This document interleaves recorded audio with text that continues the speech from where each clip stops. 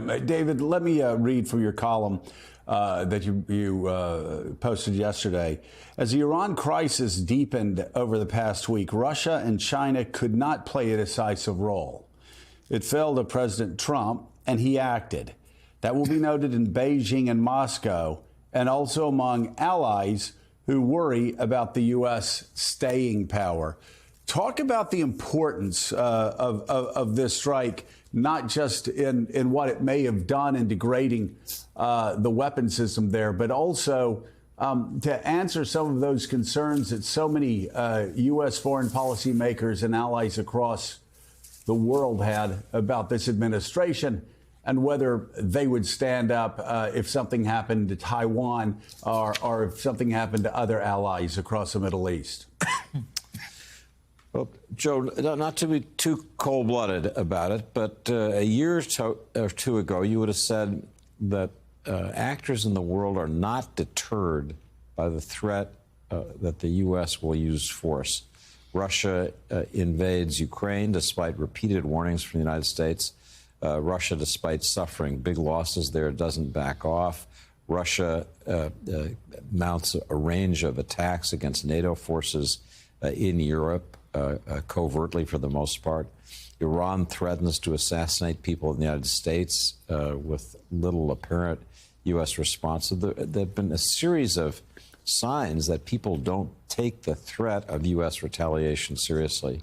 And without overcrediting President Trump, by acting decisively in sending these powerful munitions and in a very well-organized strike, he reminded the world that the United States is very powerful and is prepared to use that military force. And if you're an ally of the United States, and I listed some, if you're the Japanese in Tokyo, entirely dependent on U.S. power. If you're the Emiratis in Abu Dhabi who want to make a bet on the U.S. but are sure tempted by China, or if you're the Taiwanese in Taipei, you think, gee, the United States is a little tougher and more willing to use its enormous power than I might have thought a year ago. So, Kareem, let's go to you now and your assessment of this action. You know, the Donald Trump, the president, America First president, who said he didn't want to be the one to engage in a new foreign conflict, that he's the commander-in-chief after decades. He's the one who didn't decide to make the decision to bomb these sites in Iran. Talk to us about that, and also what you see could Iran's response be, one that a power that has been consistently weakened and degraded since October 7th, with his proxies badly wounded, the regime really punished in the last week or so, to the point where the supreme leader, you know, has only so many options right now. Well, it is a remarkable transformation for President Trump. It was just last month in Riyadh that he gave a speech in which he ridiculed those who have engaged in nation building, saying they destroyed more nations than they built, and interventionists who had no idea about the realities of the societies in which they were intervening. So had we been having this conversation 2 years ago, I would have said that President Trump's end goal is to reach a deal with Iran. He actually wanted a Nixon to China moment with Iran, but I think it was a combination of Benjamin Netanyahu's insistence and Ayatollah Khamenei's defiance which led to this transformation. And now Iran's supreme leader, 86 years old, is in the most precarious position of his life. He's under a bunker right now. Many of his top military commanders have been assassinated.